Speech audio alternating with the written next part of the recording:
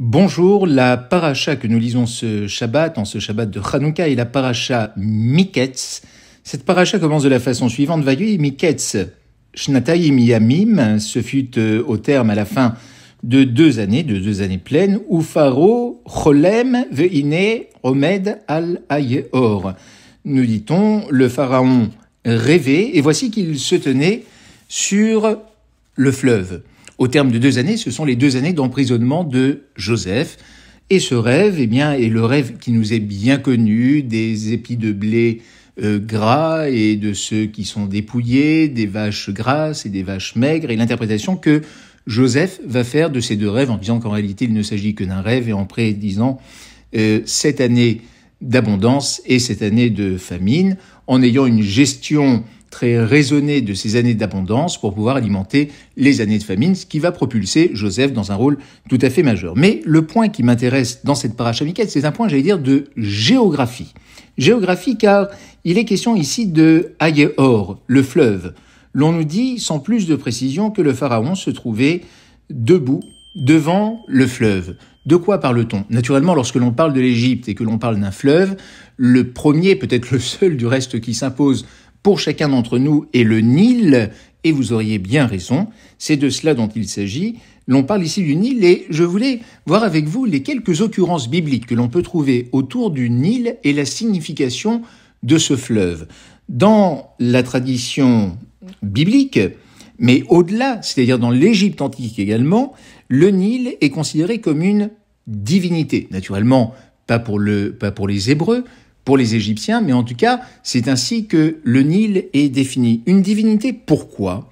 Parce que ce fleuve est un fleuve qui est changeant, qui peut connaître des crues, et puis qui peut connaître également des moments de sécheresse tout à fait intenses, à l'image des 2 rêves que Pharaon a pu faire du reste.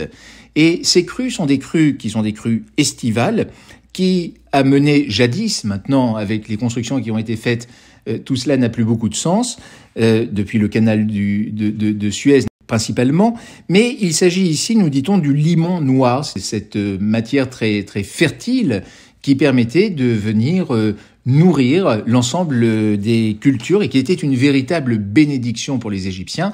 Or, les Égyptiens ne pouvaient voir les bénédictions qu'à travers des divinités, et donc le Nil avait rôle de divinité. D'autre part, dans l'Égypte antique, celle dont nous parlons ici dans la Torah, le Nil était aussi considéré comme un passage entre la vie et la mort, toujours entre l'abondance et le manque finalement. L'abondance, c'est la vie, le manque, c'est l'absence, c'est la mort, et c'est ainsi que le Nil était investi de cette puissance remarquable entre la vie et la mort. Alors c'est un fleuve qui est long, c'est un fleuve qui fait 6700 km, c'est un fleuve qui traverse aujourd'hui, jadis ce n'était pas la même géographie, mais qui traverse aujourd'hui 11 pays, et qui dans la Torah comporte plusieurs occurrences. Les premières occurrences se trouvent ici précisément, ce rêve que le pharaon va faire sur le Nil, et puis plus tard l'on va nous dire de Joseph, lorsqu'il va mourir, qu'il ne va pas être enterré, son cercueil va être jeté au fond du Nil.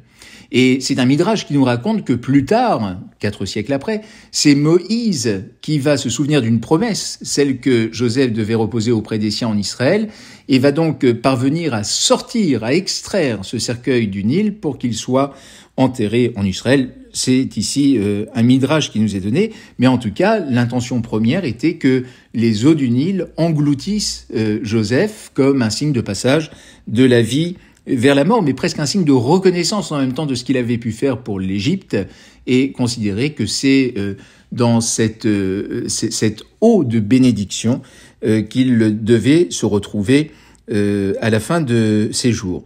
Par la suite, l'on saura naturellement que le Nil va avoir encore un autre sens, puisque lorsque nous arriverons au moment de l'esclavage en Égypte, il va y avoir cette terrible malédiction jetée par le pharaon qui va consister à ce que tous les premiers-nés mâles soient jetés dans le Nil, c'est-à-dire voués à la mort. Mais en même temps, c'était une façon de dire que le Nil peut être également une eau de vie, et pas simplement de mort. Ce fut le sort de Moïse qui en a réchappé et qui est demeuré vivant par la suite. Mais l'on verra également que la première des 10 plaies en Égypte sera le fait que les eaux du Nil, toujours, se transforment en sang. C'est-à-dire que la source de vie se tarisse totalement. Si les eaux sont là, si les crues peuvent même exister, eh bien, cette eau ne peut être utilisée et c'est le sang qui viendra se substituer à l'eau, sang qui est également aussi un principe de vie. Et puis, finalement, eh bien, l'on se souvient que Moïse a été jeté dans le Nil. Alors Moïse, eh bien, c'est l'enfant, on le disait tout à l'heure, c'est l'enfant. Et puis Joseph, lorsqu'il a été jeté, c'est au moment de sa mort, c'est-à-dire dans ces deux extrémités de la vie. Le Nil est à considérer comme un personnage biblique. Ce n'est pas une matière inerte. Et en réalité, le cours d'eau et le sens même de l'eau dans la tradition juive, Mayim, est un principe de vie, Mayim comme Chaim, comme la vie. On est là sur un pluriel, quelque chose qui peut être investi de sens qui sont différents. Mais voilà, ce qui se passe ici, c'est que le pharaon a investi le Nil d'un sens qui était un sens idolâtre, alors que Joseph y a vu, en bon gestionnaire qu'il était, eh bien une ressource première pour permettre à la vie de se faire, de se poursuivre et de pouvoir nourrir les habitants d'un pays. Et donc, d'un côté, il y a celui qui idolâtre et qui attend peut-être tout d'un Dieu tel qu'il est considéré. Et puis, d'un autre côté, il y a Joseph qui, lui, de façon beaucoup plus rationnelle, se rend compte que ces eaux-là peuvent être des eaux qui peuvent être exploitées en fonction de leur capacité, de leur crue estivale, et qu'à ce moment-là, il faut savoir en faire le meilleur usage possible. Et lorsqu'au contraire, c'est un moment de sécheresse et que les eaux du Nil se tarissent, eh bien, à ce moment-là, il faut pouvoir avoir une autre gestion qui est une gestion beaucoup plus raisonnée. Voyez-vous, il y a ici deux approches finalement entre le pharaon d'un côté et Joseph de l'autre, et c'est en cela que l'interprétation que Joseph va faire des rêves du pharaon va séduire le pharaon, parce qu'il n'a pas cette vision-là. Lui, il a une vision idolâtre, il n'a pas la vision d'un vrai chef politique, de quelqu'un qui a une vision, qui veut pouvoir gérer les intérêts de son peuple. Eh bien, ce que va prédire Joseph va être quelque chose qui va être de nature à séduire le pharaon, parce qu'il va être convaincu par les arguments de Joseph. Comment aurait-il pu en être autrement? Il va les suivre, et ainsi, ce sont des millions et des millions d'Égyptiens qui vont échapper à la famine et qui vont pouvoir connaître une relative abondance. Hélas, le pharaon ne sera pas reconnaissant non seulement vis-à-vis de Joseph, mais surtout vis-à-vis de ses descendants, de son peuple, les Bné Israël, les enfants d'Israël, qui s'apprêtent à littéralement, selon l'expression biblique, à descendre en Égypte, c'est-à-dire à descendre vers cet enfer égyptien pendant 4 siècles, et de connaître durant ces années-là la servitude.